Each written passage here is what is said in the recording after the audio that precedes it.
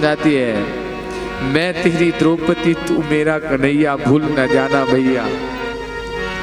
बड़ा सुंदर किसी ने गीत गाया है। जब बेटी की विदा होती है ना, तो माता पिता को सबसे ज्यादा कष्ट होता है, सबसे ज्यादा भाई को कष्ट होता है, रोते हैं।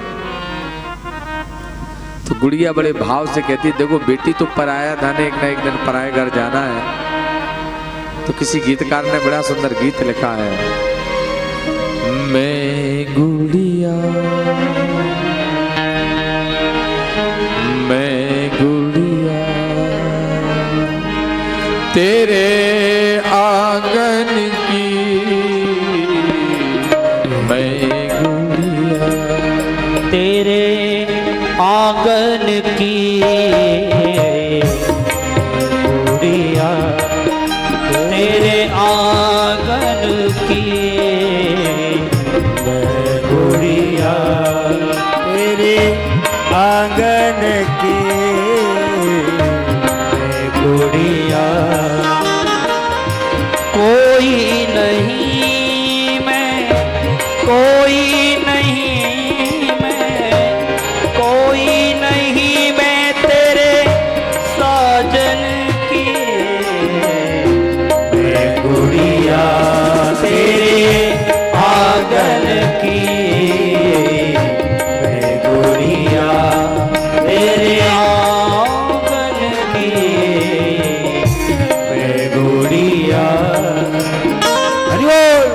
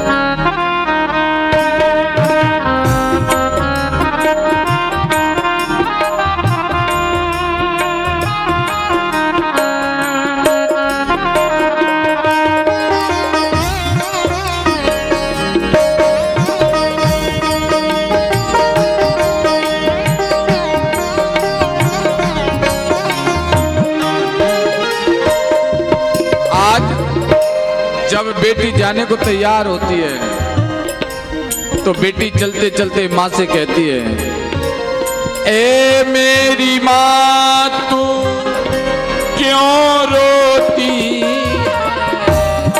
बेटी पराया धन होती है। ए मेरी माँ तो क्यों रोती है, बेटी पराया धन होती है। ए मेरी माँ तू क्यों रोती है, बेटी पराया धन होती है। ए मेरी माँ तू क्यों रोती है, बेटी पराया धन होती है। राजा की हो या हो निर्धन, हो राजा की हो चाहे निर्धन की, मैं गुड़िया तेरे आंगन की, मैं गुड़िया तेरे आंगन की, कोई नहीं मैं, कोई नहीं मैं, कोई नहीं मैं तेरे साजन की, मैं गुड़िया तेरे आंगन की, मैं गुड़िया। क्या बात है?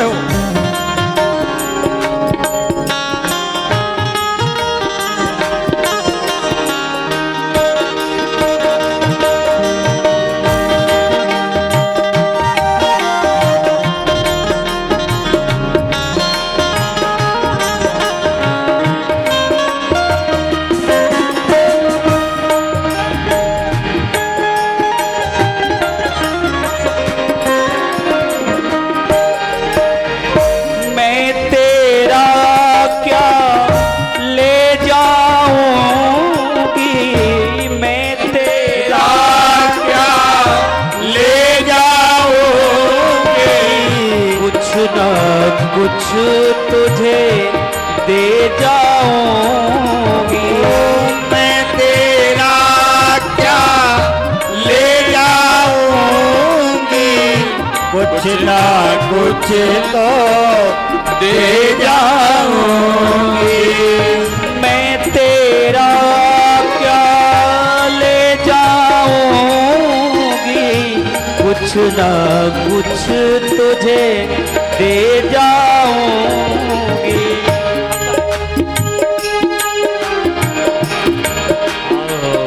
मैं गुड़िया तेरे आंगन की, मैं गुड़िया तेरे आंगन की, मैं गुड़िया।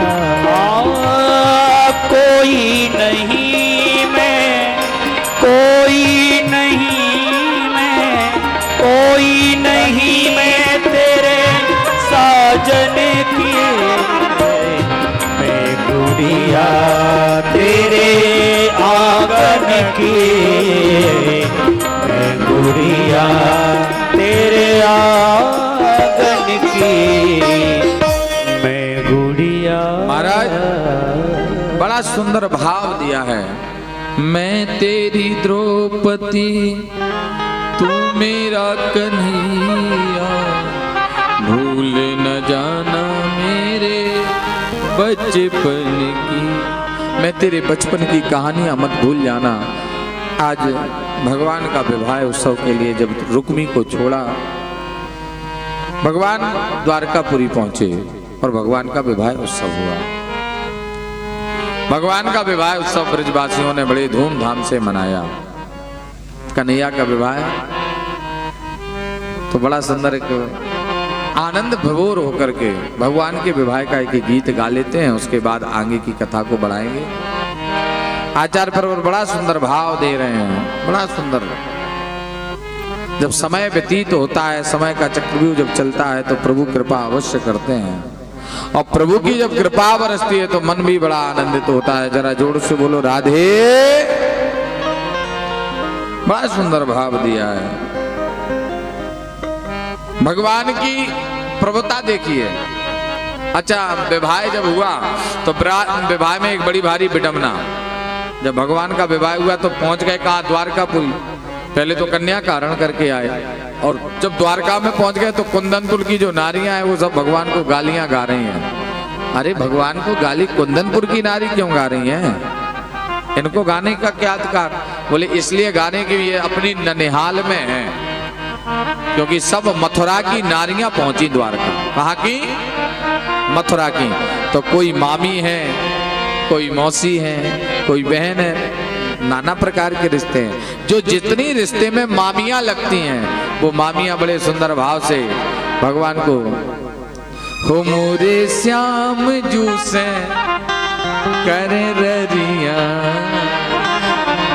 कुंदनपुर की सखिया, मोरे श्याम जू सोहा, मोरे श्याम जू सो करे ररिया, कुंदनपुर की सखिया, मोरे श्याम जू से, हाँ मोरे श्याम जू से करे ररिया, कुंदनपुर की सखिया।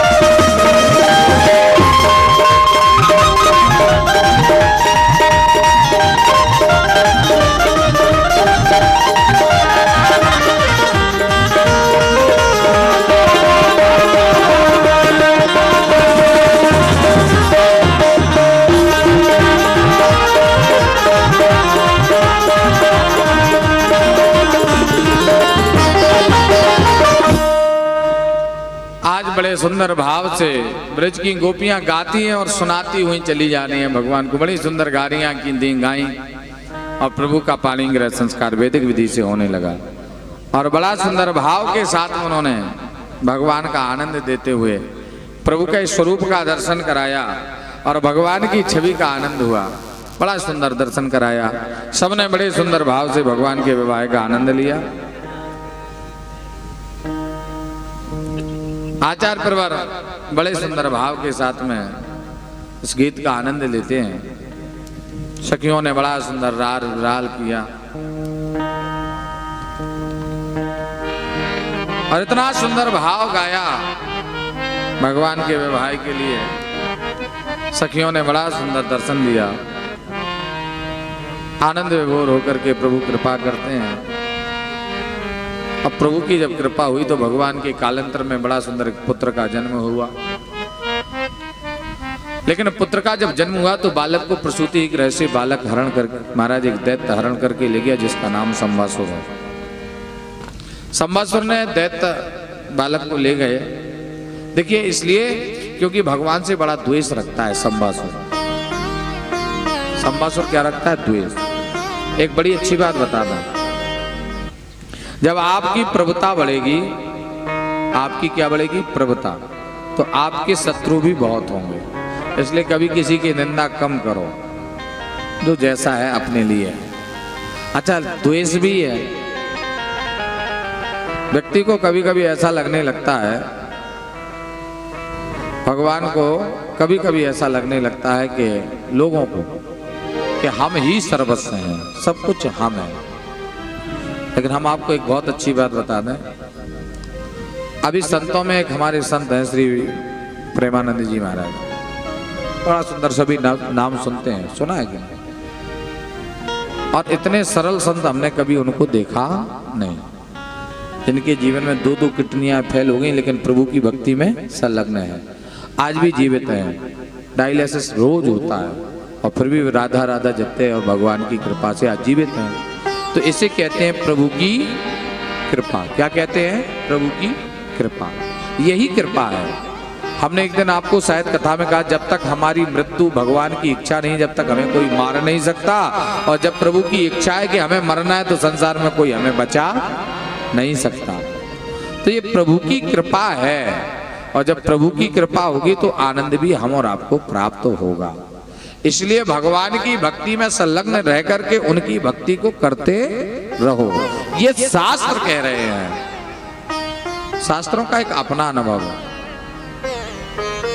संलग्नता की बहुत बड़ा महत्व होता है। संलग्नता का, प्रभु के प्रति संलग्न हो जाओ। अगर प्रभु के प्रति आप संलग्न नहीं हैं तो आपका काम भी आधा अधूरा माना जाएगा। हमारे परम पूज्य गुरुदेव भगवान कहते हैं, संसार में चाहे कोई भी हो, कोई भी, भगवान से बड़ा कोई नहीं। भगवान से बड़ा सिर्फ गुरु है। अगर संसार में कोई है तो वो है माता पिता। इन तीन को भगवान से बड़ा बताया और अन्यथा किसी को भगवान से बड़ा नहीं बताया। पहला किसे? पहले माता पिता को। पहले नंबर पर कौन है? माता पिता। और महाराज सबसे उसके बाद में नंबर आता है गुरु का, क्योंकि माता पिता हमें जन्म देते हैं और गुरु हमें ज्ञान देता है। गुरु हमारे जीवन में अंधकार को मिटाता है, गुरु हमारे जीवन में कल्याण को करने वाला है। इसलिए गुरु की प्रभुता भी हम सबको प्राप्त हो जाती। जरा जोर से बोलो राधे। आचार्य प्रवर, देखिए कभी कभी लोगों को ऐसा लगता है कि हम सर्वस्व हैं, हम ही सब कुछ हैं। तो संसार में भगवान से बड़ा हम किसी को नहीं मानते। माना जाए गुरु, और गुरु के बाद भगवान। भगवान भी कब है? पहले माता पिता, फिर गुरु, और गुरु के बाद कौन है? जरा जोर से बोलो। गुरु के बाद कौन है? तीसरे नंबर पर भगवान। पहले नंबर पर माता पिता, दूसरे नंबर पर गुरु, और तीसरे नंबर पर भगवान। क्योंकि भगवान से भी मिलाने वाले गुरु है। गुरु गोविंद दुई खड़े और काके लागू पाए। बलिहारी गुरु आपकी सुगोविंद दियो मिलाए। गुरु की कृपा से भगवान को भगवत्ता की सत्ता प्राप्त होती है। और जब आप ऊंचाइयों पर बढ़ोगे तो आपके बुराईगार भी बढ़ेंगे। आप जब पद प्रतिष्ठा में आगे बढ़ोगे तो निंदा करने वाले भी होंगे। और संत लोग कहते हैं निंदक नियरे राखियो आंगन कुटी छवा। निंदक पास में होना चाहिए, बुराई करने वाले साथ होना चाहिए। अगर बुराई करने वालों को साथ लेकर के चलोगे तो बहुत जल्दी तरक्की कर जाओगे। बोलो राधे राधे। कैसे? बोले ये बुराई तो कर रहे हैं, गलत तो नहीं कह रहे चाची। बुराई करने वालों को कहाँ रखना चाहिए? बोले साथ में। बोले क्यों? बोले इसलिए निंदक नियरे राखिए। अगर ये बुराई करने वाले होंगे तभी तो तुम आगे बढ़ोगे। भगवान का एक सबसे बड़ा शत्रु है जिसका नाम है संबासुर। भगवान से द्वेष करता, बैर करता है। और द्वेष बैर का प्रभाव देखो, द्वेष बैर का प्रभाव। बालक का हरण करके ले गया लेकिन मृत्यु सुनिश्चित थी उसी बालक से। ये बालक कौन है? ये साक्षात कामदेव है। और महाराज कामदेव जब पहुंचे संबासुर के यहाँ तो रसोई में उनके यहाँ विंध्यावती नाम की देवी काम करती, जो साक्षात रति है, काम की पत्नी। और भगवान शिव का ये वरदान था, कृष्ण तनय हो यो पति तोरा वचन अन्यथा हो न मोरा। जब काम जल करके खाक हो गया, भगवान शिव ने तीसरा नेत्र खोला तो काम जल करके खाक हो गया। और काम जब जल करके खाक हुआ तो प्रार्थना किससे की? रति ने, भगवान महादेव। तो भगवान शिव ने कहा कि पहला पुत्र भगवान का तुम्हारा पति ही होगा। कृष्ण तनय हो यो पति तोरा और वचन अन्यथा होए न मोरा। ये आशीर्वाद दिया। और आज वही, और इधर संबासुर को भी वरदान था कि कृष्ण का पहला पुत्र ही तुम्हारे मृत्यु का कारण बनेगा। और मृत्यु को टालने में सामर्थ्यवान कौन है? कोई नहीं है। काल को कोई टाल सकता है? जब काल आया तो भगवान राम ने सबसे पहले लखन जी को भेजा, क्योंकि काल को कोई रोक नहीं सकता। काल के चक्र में हम सब लोग बैठे। काल ब्याल मुखक ग्रासो, पहले दिन बताया था। हम सब लोग किसके मुख में बैठे हुए हैं? काल के। और ये काल का जब चक्रव्यूह चलता है तो हम सब लोग उसी में ग्रसित हो जाते, उसी में फंस जाते, उसी के बंधन में डूब जाते हैं। काल के चक्र से कोई बच नहीं पाया। अच्छा, हमें बीमारी हो जाती है, हमें अटैक पर जाए, हमें फाइलस मार जाए, हमें कोई बीमारी हो जाए, तो क्या है ये सब? ये प्रभु के हाथ में है। भगवान ने 6 चीजें अपने हाथ में रखी हैं। सुनो भरत भाव्यो प्रबल बिलख कहे मुनिना, हान लाभ जीवन मरण जस अप जस विद्या। किसके हाथ में है? विधाता के हाथ में। जस अपजस, हान लाभ जीवन मरण, ये सब विधाता के हाथ में। हमारे और आपके हाथ में कुछ भी नहीं है। हमारे हाथ में, हमारे ही हाथ में सब कुछ है। बोलो भक्त वत्सल भगवान। छोरे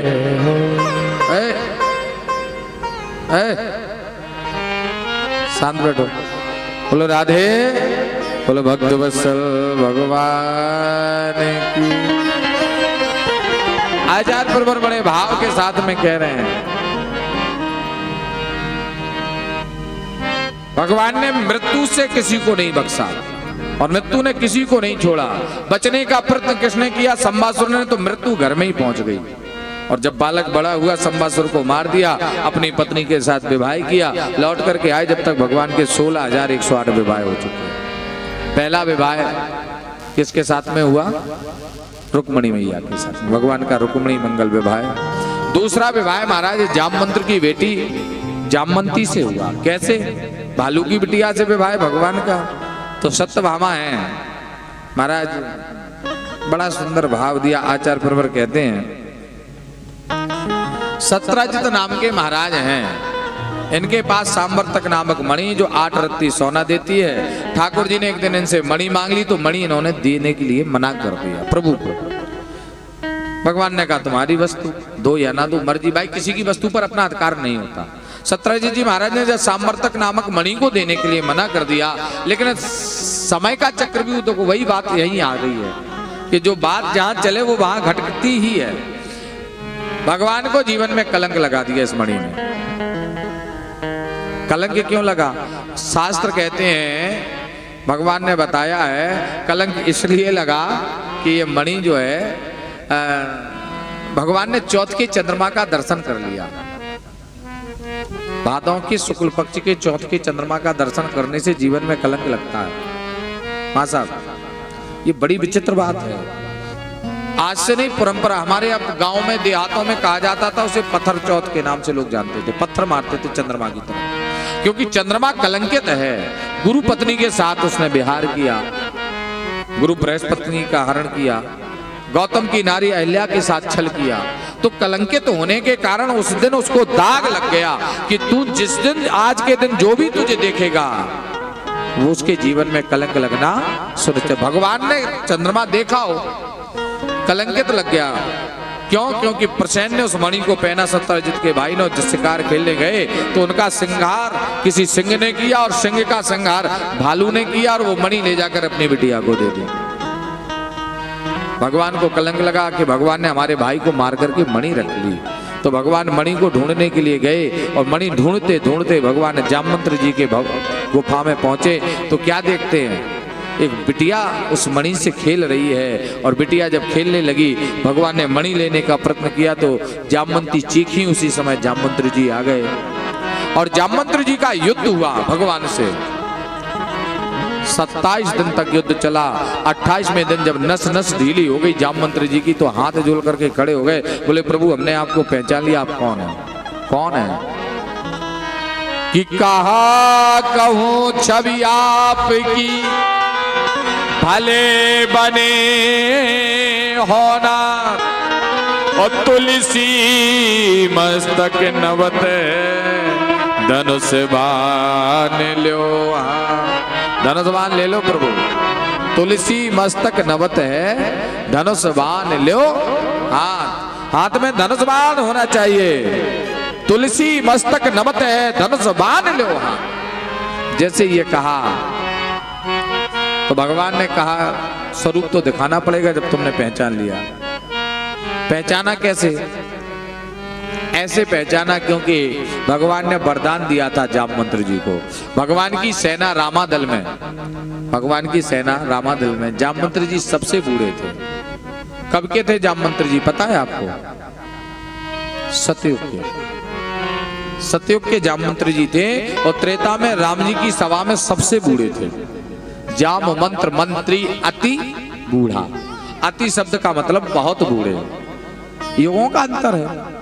इतने बूढ़े हैं जामवंत जी, और जामवंत जी इतने बूढ़े होने पर भी प्रभु की कृपा देखो, कृपा उन्होंने कितनी अच्छी की है। जाम मंत्र मंत्री अति बूढ़ा। भगवान राम जी ने उनकी सारी बात मानी तो लंका पर विजय श्री प्राप्त कर ली। 2 लोग थे बूढ़े, इधर जामवंत जी रामादल में और रावण के दल में माल्यवंत जी। माल्यवंत सचिव सयाना। माल्यवंत जी वहां बूढ़े थे, लेकिन यहाँ बूढ़े की बात मानी गई तो विजय मिली और वहां बूढ़े की बात नहीं मानी गई तो पराजय मिली। अंतर इतना है कि जो ना माने बड़न की सीख और लेख पर गया, ये बड़ों की बात है। बड़ों की बात का मान सम्मान।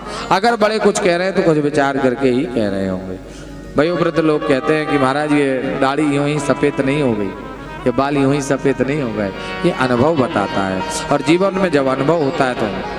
अब बिटिया की ये मणि, जामवंत जी ने कहा प्रभु से यही वरदान मांगा था कि प्रभु हमारे कोई योद्धा नहीं है, हमारी और आपका युद्ध हो जाए राम जी से। तो राम जी ने कहा सेवक और स्वामी में युद्ध नहीं होता है। हम त्रेता में तो नहीं, लेकिन द्वापर में आ रहे हैं तुम्हारा मनोरथ पूर्ण करने के लिए। आज युद्ध में जामवंत जी जब हारे तो भगवान ने कृपा की। बोले महाराज ये मणि तो बिटिया को दे दी, बिटिया की दी हुई वस्तु तो हम नहीं ले सकते, फिर क्या करें? तो भगवान कृपा भी करते हैं। आज युद्ध में जीतने के बाद भगवान ने कृपा की। बोले महाराज बिटिया से ही विवाह करो, तो बिटिया से विवाह कर लिया और पीतांबर की साड़ी पहना दी। अब बताओ भालू की बेटी कितनी सुंदर होगी, विचार करो। और जैसे ही रुक्मणी मैया के सामने पहुंची, रुक्मणी मैया आरती उतारने लगी, लेकिन पूरा अंग ढका हुआ है पीताम्बर से। बोले ये बताओ ये मुख क्यों ढाके, हमारे यहाँ परंपरा नहीं है बोले घूंघट की, ये मुंह ढाक करके क्यों आई? बोले इसलिए ढाक के इतनी सुंदर है, इतनी सुंदर कि तुमको लाज आ जाएगी। रुक्मणी मैया मन ही मन में करी, ठाकुर जी मेरे समान सुंदरता देना, इससे अधिक नहीं। और जैसे ही पीताम्बर को हटाया, अपनी छवि को देखा, अपने प्रतिबिंब को देखा तो आनंद तो हो गई, प्रभु की कृपा हो गई। आगे चलकर महाराज मणि जब सत्यजित जी को मिली तो शर्म के मारे अपनी बिटिया सत्यभामा का विवाह कर दिया। एक दिन अर्जुन के साथ खेलने जा रहे थे, सो महाराज भगवान को कालिंद्री मिली, सो अर्जुन ने कालिंद्री का विवाह भगवान कन्हैया के साथ कर दिया। भगवान के 4 विवाह, 5वां विवाह नग्नता के साथ में, और महाराज 6वां विवाह सत्या के साथ में, 7वां विवाह भद्रा के साथ में, और 8वां विवाह लक्ष्मणा के साथ में। इस प्रकार से भगवान के 8 विवाह हुए। एक महाराज नरकासुर नाम का दैत्य है, प्रज्ञ ज्योतिषपुर में रहता है, जिसने 20,000 कन्याओं को एक साथ विवाह करने का संकल्प किया था। 16,100 कन्या इसके यहाँ बंदी थी। एक दिन सत्यभामा रूठ गई तो सत्यभामा को लेकर के महाराज प्रभु भ्रमण करने गए तो नरकासुर का उद्धार कर दिया। और नरकासुर का जब उद्धार किया तो 16,000 कन्याएं कैद से जैसे ही मुक्त हुई। कहाँ जा रही हो? बोले अब हम अपने जीवन को त्यागने जा रहे हैं, क्योंकि दैत्य के यहाँ बंदी रहे, कौन हमसे विवाह करेगा, कौन हमारे जीवन को जिएगा। तो उन्होंने कहा अब क्या करें? भगवान ने कहा संसार में जिसका कोई नहीं है उसका मैं हूं, जिसका संसार में कोई नहीं है उसका कौन है? परमात्मा। तुरंत भगवान ने सबका हाथ पकड़ा, रथ पर बिठाया और बारात लेकर के अपने घर पहुंच गए। इस प्रकार से भगवान के 16,108 विवाह हो गए। बड़ा सुंदर विवाह का आनंद हुआ प्रभु का, बड़ा सुंदर उत्सव प्रभु ने मनाया।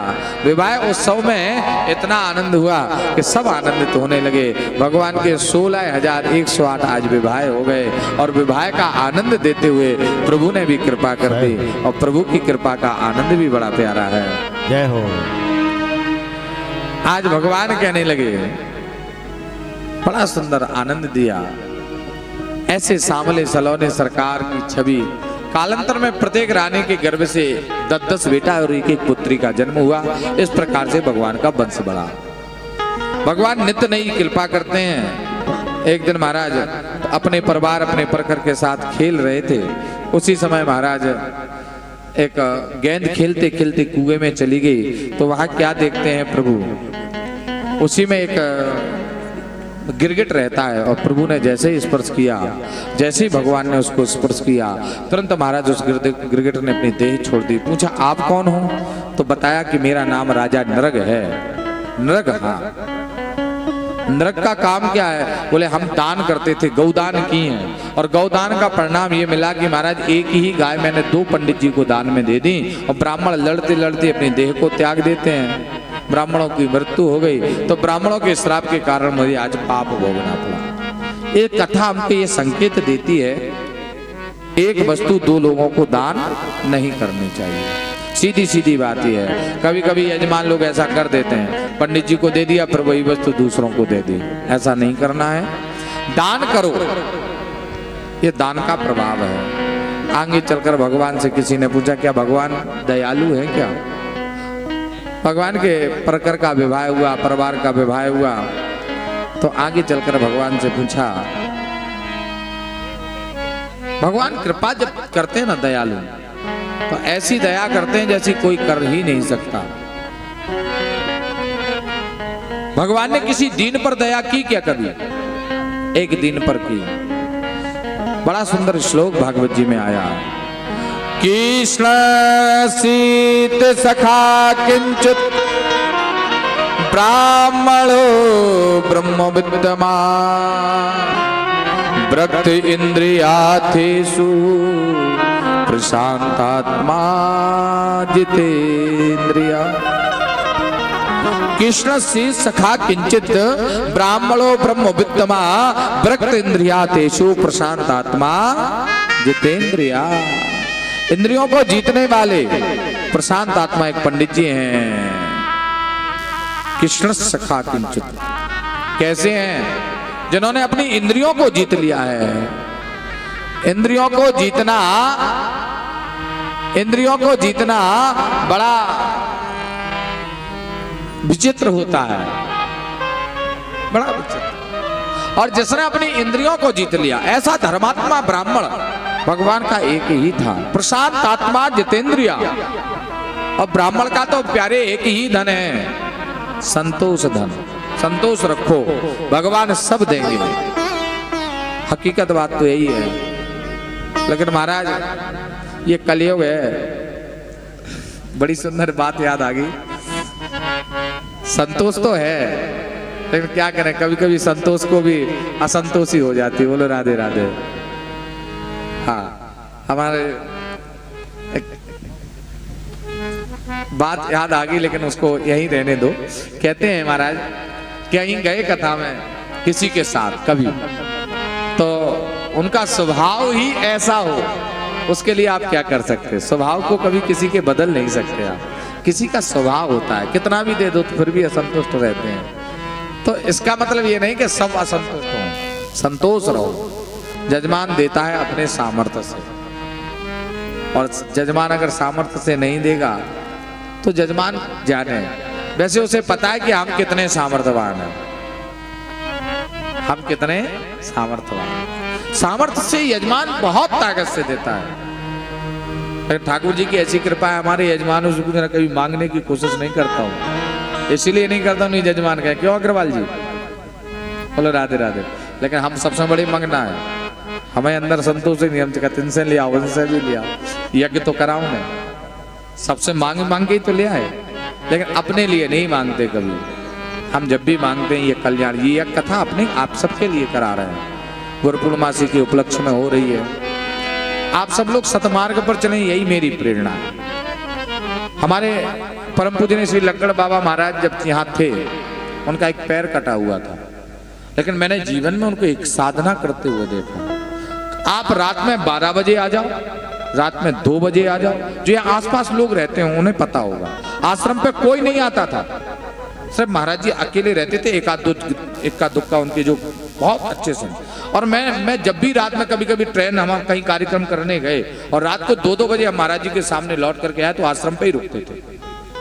तो मैंने देखा महाराज जी का दरवाजा अंदर से कुंडी नीचे पड़ी, आप खोल के अंदर आ जाओ, कभी ताला नहीं डाला। और आगे उनका तखत डला है, आज भी डला है, वो तखत आज भी नहीं हटाया। सन 2020 में जब महाराज जी ने शरीर पूरा किया, मैं उस समय यहीं था। हम 3 लोग उस समय प्रेजेंट में मौजूद थे महाराज जी के पास। मैं, ओम प्रकाश कुशवाहा, पप्पू हलवाई और महेंद्र प्रकाश खरे हॉस्पिटल में ले गए, लेकर के आए। तो अंत समय में उन्होंने दूध पी करके अपने प्राणों को त्यागा। तो मैंने उनको एक साधना करते देखा जीवन में। कभी किसी भक्त से उन्होंने ये नहीं कहा मुझे कुछ ला के दो। हाथ में सिर्फ माला रहती थी रुद्राक्ष की। आज मेरे पास है वो माला। मैंने देखा वो माला हमेशा रात को 2 बजे भी साधना, एक पैर से चलते थे बैसाखी के साथ, लोगों ने देखा भी होगा। और इतनी साधना की, आज उसी साधना का प्रभाव है कि यहाँ पर ये यज्ञ हो रहा, अनुष्ठान हो रहा। हमारी कोई तपस्या नहीं है, या यहाँ जो महंती जी महाराज वो तो उनके शिष्य हैं, लेकिन जो पुराना तप प्रभु का है, हमारे महाराज जी का है, उसके आगे सब नतमस्तक है। क्योंकि वो तो उनके भी गुरु हैं, हमारे भी गुरु हैं, जिन्होंने हमें शिक्षा मार्ग पर झांसी में ला करके बिठाला है। उनकी तो आराधना, उनकी साधना जितनी करूं उतनी कम है। सत्य बता रहा हूं। उनकी समाधि का भी प्रभाव मैंने देखा। हमारे एक भक्त थे बहुत दूर से, बेचारे परेशान थे, तो हमने कहा एक बार समाधि पे हुआ ना, महाराज जी कृपा करेंगे। तो महाराज जी ने कृपा भी। महाराज जी का ऐसे शरीर बैठा हुआ है आज भी समाधि में। सन्यासियों के यहाँ समाधि दी जाती है, तो मैंने उनको देखा है। और ऐसे ही हमारे बुद्धगिरी जी महाराज हैं, वीरेंद्र गिरी जी महाराज, इनका नाम बुद्धगिरी था। और महाराज इतने तपस्वी हमने संत बहुत कम देखने को मिलते हैं। तो ऐसे ही हमारे महाराज जी वीरेंद्र गिरी कभी किसी से कुछ मांगते ही नहीं है। वो भी अपने मस्त रहते हैं, दूना पर बैठे हैं, लोग आते हैं, बैठे, मिले, मंदिर का दर्शन करें, कार्यक्रम कहाँ से हो रहा है, कौन करा रहा है, कोई मतलब नहीं, मस्त रहो बस भगवान में। तो यही तो साधना है। ऐसे ही एक ब्राह्मण है जो पंडित जी के मित्र, भगवान कन्हैया के मित्र हैं। ये कथाएं जो है संतों से ही जुड़ी हुई होती हैं। और कथाओं का अंत में हम आपने देखा हो कि अंतिम दिवस जब आता है, कथा का विराम दिवस आता है, तो कथा का कभी अंत नहीं होता है, कथा का होता है विराम। क्योंकि भगवान की इतनी कथाएं हैं जिन्हें कभी हम पूरा नहीं कर सकते। हरि अनंत हरि कथा अनंता कहें सुने बहुविध सब संता। कहने में हम सामर्थ्यवान नहीं हैं और ना आप सुनने में इतने सामर्थ्यवान हो। हम और आप कथा में अगर लग्न रहते हैं तो कब तक, जब तक संगीत चल रहा है, माइक चल रहा है, सारी व्यवस्था है। लेकिन महाराज कथा का तो एक आनंद हृदय से निकलता है। कहां से निकलता है? हृदय से। जिस दिन भाव अच्छा बन जाए उसी दिन समझ लो कथा का फल मिल गया। कथा जीवन की व्यथा को मिटाती है, भगवान से मिलाती है। इसलिए भगवान के प्रति निष्ठावान होकर के ये कथा सुनी जाती है। अंत में महाराज विराम के दिवस में सुदामा चरित्र की कथा सुनाई जाती है। सुनाते हैं, क्यों सुनाते हैं? ये कभी सोचा आपने? बीच में भी आ सकती थी कथा, कथा बीच में भी आ सकती थी किसी भी दिन। जन्मोत्सव के पहले भी सुदामा चरित्र की कथा आती, क्यों राजीव जी? कथा बीच में क्यों आती, क्यों नहीं आई सुदामा जी की? इसका एक कारण है। क्या कारण है? आपने कभी विचार करने की कोशिश की? बताओ, किसी ने कभी विचार किया सुदामा चरित्र की कथा 7वें दिन ही क्यों सुनाई जाती? कभी विचार आया तो होगा? नहीं आया। बोले पता नहीं, वो तो चली आ रही है परंपरा। देखिए आप लोग, हमने एक बहुत अच्छी बात सुनी है संतों से, जो श्रोता होते हैं ये ज्ञानवान होते हैं। ये वक्ता की बातों को सुन के उस पर तर्क वितर्क करने का, तर्क करने का अधिकार होता है। ये पूछ सकते हैं और आपको अधिकार है पूछने का। क्यों महाराज ये 7वें दिन क्यों होती है? कभी आपने विचार किया क्या? नहीं किया किसी ने। क्यों? क्योंकि आप लोग कथा को भाव से सुनते नहीं हो। इसलिए आप तो मनोरंजन की दृष्टि से कथा को देखते हो। कथा कोई मनोरंजन का साधन नहीं है। आपने सोचा चलो महाराज जी के यहाँ 3 घंटे आनंद होगा, बढ़िया कूलर पंखा लगा हुआ है, कथा सुनेंगे।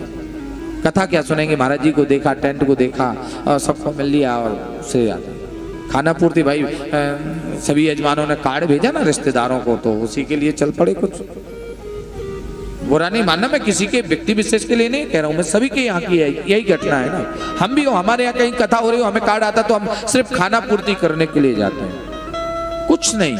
लेकिन मेरा भाव सुनिएगा, हमारे गुरुदेव भगवान ने बताया है, और मेरा ये अंतःकरण का जो भाव कह रहा है उसको बड़े भाव से सुनना और समझना। अंत में इसलिए सुनाया जाता है सुदामा चरित्र का अंत मतलब हमारे जीवन का बुढ़ापा। और अगर अंत सुधर गया, अंत भला तो सब भला। तो सुदामा चरित्र ये संकेत दे रहा है, कर लो तृष्णा जीवन में, जोड़ लो धन। सुदामा की तरह अगर संतोष रहोगे तो धन की कमी कभी नहीं होगी। धैर्यवान रहे सुदामा। जब तक आपके अंदर संतोष नहीं आएगा, जब तक आपके अंदर धैर्य नहीं आएगा, बड़बड़ाने से कुछ नहीं होता है।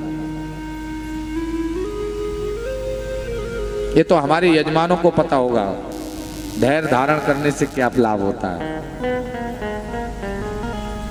ये कार्यक्रम इतना बड़ा होता है, हर वर्ष कार्यक्रम कराते हैं। पिछली वर्ष थोड़ा सा कार्यक्रम का गैप हो गया। अग्रवाल जी हमें 4 वर्ष से तो यहाँ देख ही रहे हो आप, ये कार्यक्रम कराते हमें हो गए यहाँ 8 वर्ष। महाराज जी पहले छोटे रूप में सिर्फ भागवत की कथा मंच पे ही कराते थे, और उस समय जब कथा का शुभारंभ किया तब हमारे प्रथम यजमान बने थे ओम प्रकाश कुशवाहा पप्पू, जब महाराज जी स्वयं थे। फिर 1-2 साल कोरोना पड़ गया, महाराज जी के शरीर पूर्ण होने पर कोरोना काल में कथा नहीं हुई, उसके बाद निरंतर कथा चल रही है। और पिछली वर्ष ऐन परिस्थितियों से कथा नहीं हो पाई। हमारे परम पूज्य बड़े पिताजी का स्वर्गवास हो गया। कथा के 10 दिन पहले ही तैयारियां तो थी, तो अब आयोजन की तैयारी मैंने कर रखी, लेकिन मैं यहाँ उपस्थित नहीं था, किसी ने बागडोर संभालने की कोशिश नहीं की। तो उसके बाद ये कथा जाकर के महाराज हमारे अग्रवाल जी परिचित बने थे, वो कथा नवरात्रि में पूरी हुई, लेकिन क्रम नहीं टूटा यहाँ का। और मैं हर वर्ष कार्यक्रम इसीलिए आयोजन कराता हूँ कि आप लोग इस मंदिर से जुड़े और अपना बहुमूल्य समय। ये सारी महाराज जी की मेहनत है जो आप जहाँ पंडाल में बैठे हुए सब जगह देख रहे हो। ये महाराज जी ने कैसे की, एकत्रित कैसे व्यवस्था की। तो हमारा कहने का तात्पर्य इतना सा, ये यज्ञ अनुष्ठान आप सबके सहयोग से हुआ, एक एक रुपए। इतना बड़ा कार्यक्रम, सारी व्यवस्थाएं, और अगर मैं घबरा जाऊं तो क्या होगा, कार्यक्रम फेल हो जाएगा।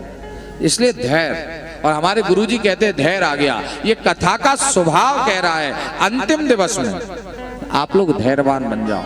आप लोग भड़बड़ाते हो, आपके यहाँ कोई कार्यक्रम हो तो लोग वहां घबराते हैं। चाचा जी बताइए, आप 4 लोग रिश्तेदार आ जाए ना, लड़के का विवाह करो तो घबराहट होती है। अब क्या होगा, हाय अब क्या करें, फलानी बारात, बिटिया फलानी बारात आने वाली हुई, जी होगा वो होगा फलाना होगा, और पता ही नहीं पड़ता कब काम हो गया, बाराती चले जाते, घबराहट। इसलिए कहते हैं घबराना नहीं चाहिए। आज सुबह मैं बैठा चिंतन कर रहा था, चिंतन। हमने कहा भाई ये कलाकार हैं, ये जाएंगे, इनकी व्यवस्था कहाँ से होगी, सब आ रहा है जा रहा है। हम चिंतन कर रहे थे, उसी समय एक जजमान जी आए हमारे, और उन्होंने सारे कलाकारों की व्यवस्था कर दी। बोलो राधे राधे। ये भी ऐसे दानी लोग पड़े हुए हैं, तो ऐसी भी व्यवस्था है। अब कल ब्राह्मणों की व्यवस्था देखी जाएगी, हमारे आचार्यगणों को कल जाना है, उनकी भी तैयारी, और कल भंडारा भी है। आप सब लोग सादर आमंत्रण है, सापरवार आइएगा, भंडारा पाइएगा, चकाचक बूंदी पूड़ी सब्जी, ठीक है, हैं? चकाचक पाव, निमंत्रण है आप सबका सादर। बोलो भक्त वत्सल भगवान जय हो। जय हो पाठक जी महाराज, बहुत बहुत साधुवाद। आचार्य परवर बड़े सुंदर भाव से कहते हैं ये प्रभु की कृपा है। जब कृपा राम जी करते हैं ना तो आनंद अवश्य हो जाता है, और कन्हैया की कृपा का भाव भी कुछ अलग है। तैयारियां में लग गए, भगवान के मित्र हैं। कृष्ण सीत सखा किंचित ब्राह्मणो ब्रह्मवित्तमा प्रकृत इंद्रियातेषु प्रशांतात्मा जितेंद्रिया। अपनी आत्मा को प्रसन्न रखा सुदामा जी ने। नाम क्या है? सुदामा। ये नाम भागवत जी से नहीं बोल रहा हूं मैं, सुदामा जी के चरित्र से बोल रहा हूं, क्योंकि ऐसे एक ही सखा ब्राह्मण हुए जिनका नाम था सुदामा, और उनकी पत्नी का नाम क्या है? क्या नाम है सुदामा की पत्नी का? सुशीला।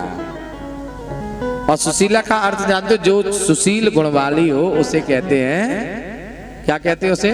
सुशीला। जो सुशील हो, गुणवान हो, धनवान। ऐसा नहीं कि नाम रख दे शांति और घर में मचा दे। चाचा जी हैं? नाम तो है शांति और घर में मचा दी उन्हें क्रांति, तो क्या मतलब? नाम का प्रभाव भी होना चाहिए। यस नाम तथो गुणा, जैसा जिसका नाम ऐसे हो। हाँ, ऐसा नहीं कि गांव अगर नाम अच्छा है तो नाम के विपरीत यजमान चले। हाँ, तो इसलिए ध्यान रखो, नाम भी विचार करके रखे जाते थे। सुशीला 5 संतानें हैं घर में, लेकिन सुदामा जी कभी किसी के यहाँ मांगने नहीं गए, कभी मांगने नहीं गए। लेकिन समय है, विवश हो जाते हैं व्यक्ति। कई बार सुशीला ने कहा, लेकिन मांगने कभी नहीं गए। कई बार सुशीला ने, एक बार नहीं कितने बार, 1000 बार कहा, लेकिन मांगने नहीं गए। लेकिन एक दिन पुत्र को भूखा सोते हुए देख लिया। पुत्र को ये भूखा सो गया। पत्नी ने जब कहा क्यों? अरे अपने लिए नहीं तो अपनी संतान के लिए। एक बार द्वारकाधीश के पास जाकर तो देखो, तुम कहते हो हमारे मित्र हैं हमारे, बोले मैं मांगना नहीं चाहता। और एक बात बता दूं, वो द्वारका के धीश है, मेरे मित्र, मैं जानता हूं कैसा स्वभाव है। मित्र का स्वभाव सिर्फ मित्र ही जान सकता और कोई नहीं। हाँ, बचपन की यारी बड़ी प्यारी होती है, बचपन की यारी बड़ी प्यारी होती है, लेकिन कभी कभी बचपन की यारी भी बड़ी घातक बन जाती है। बोलो राधे। बचपन की यारी बड़ी प्यारी, सब जानते हैं एक दूसरे के लिए, बड़ा स्नेह प्रेम, प्रेम की पिपासना भी बड़ी विचित्र है। जाना तो चाहते हैं मिलने, लेकिन जाएं कैसे? क्योंकि शास्त्र कहते हैं गुरु के घर में, मित्र के घर में, भगवान की कथा में, भगवान के मंदिर में कभी खाली हाथ नहीं जाना चाहिए, कुछ ना कुछ लेकर के जाओ। पत्रम पुष्पम फलम, पत्र हो, पुष्प हो, फल हो, कुछ तो लेकर के जाओ, खाली हाथ मत जाओ। और कभी भी खाली हाथ जाना भी नहीं चाहिए।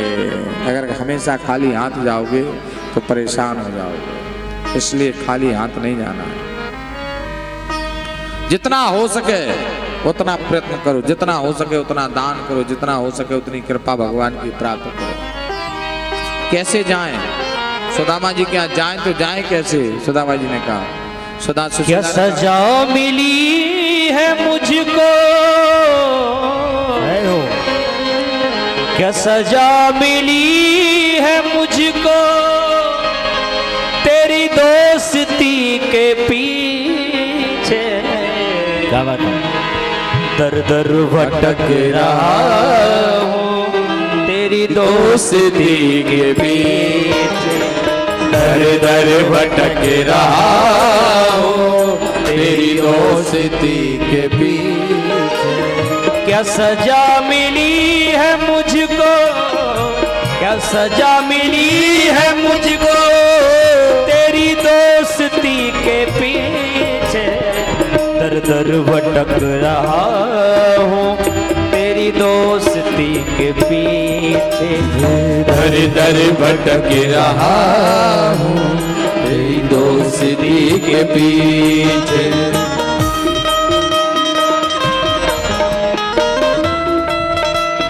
हरि राम।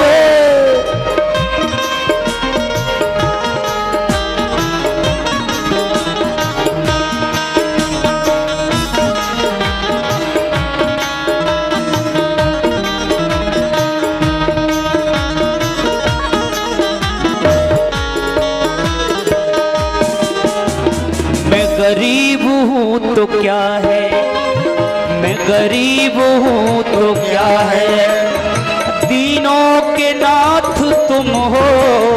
मैं गरीब हूँ तो क्या है, दीनों के नाथ तुम हो। मैं गरीब हूँ तो क्या है, दीनों के नाथ तुम हो। मैं गरीब हूँ तो क्या है, दीनों के नाथ तुम हो। ओठों पे है उदासी, ओठों पे है उदासी तेरी रोशनी के पीछे। दर दर भटक रहा हूँ तेरी दोस्ती के पीछे, दर दर भटक रहा हूँ तेरी दोस्ती के पीछे।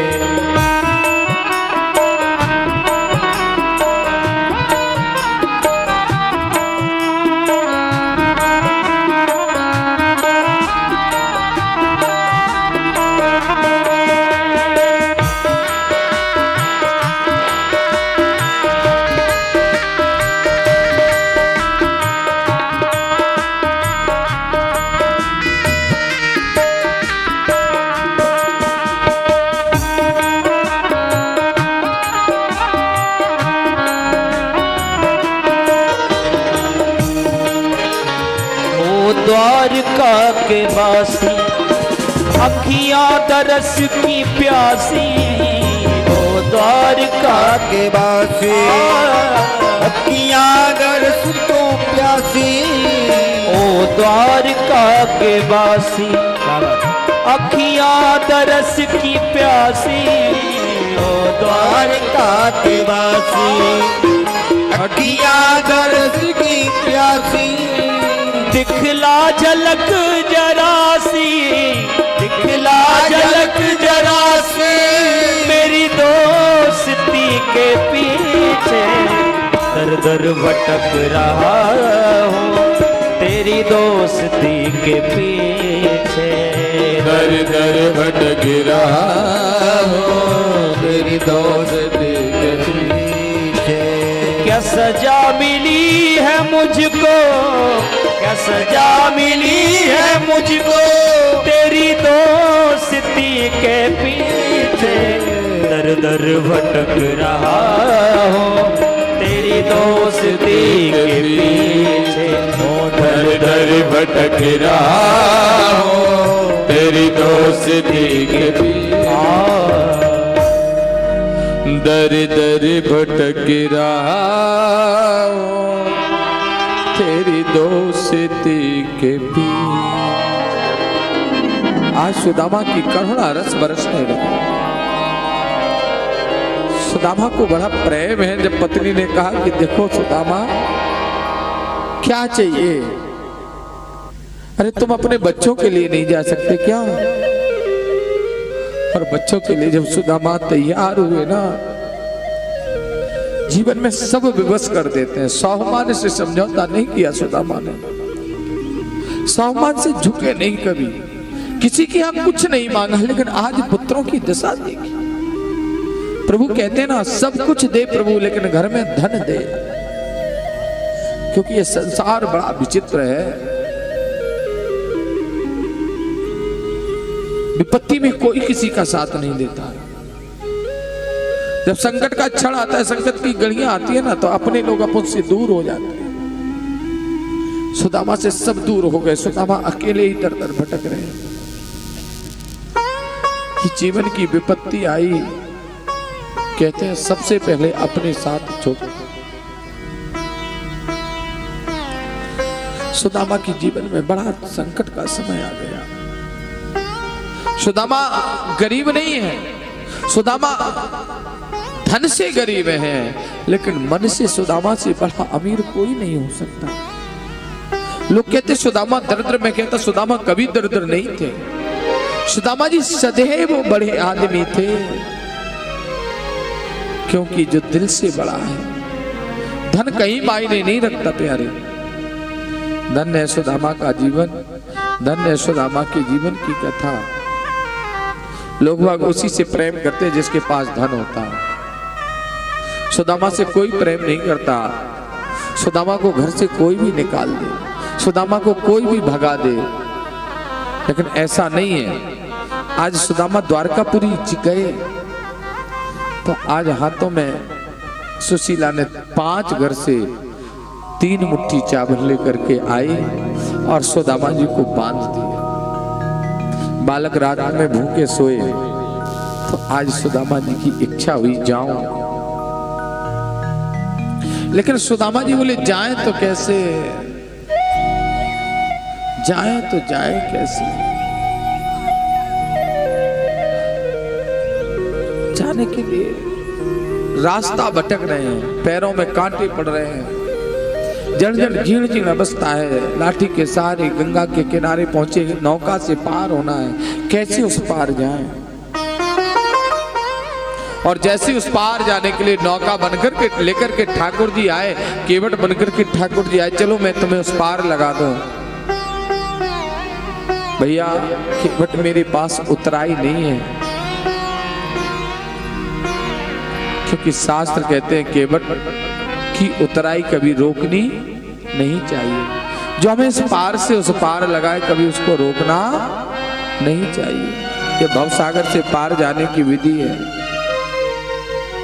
आज सुदामा को उस पार कौन करेगा? उस पार तो ठाकुर जी के अलावा कोई कर ही नहीं सकता, कोई नहीं कर सकता।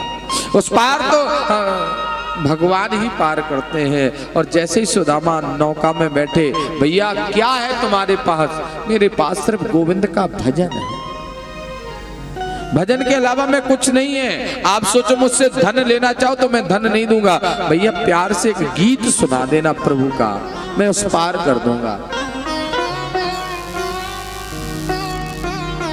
सुदामा जी कहने लगे कि हम तो एक ही गीत गुनगुनाने लगे। सुदामा हो लागी लगन मत तोड़ना है,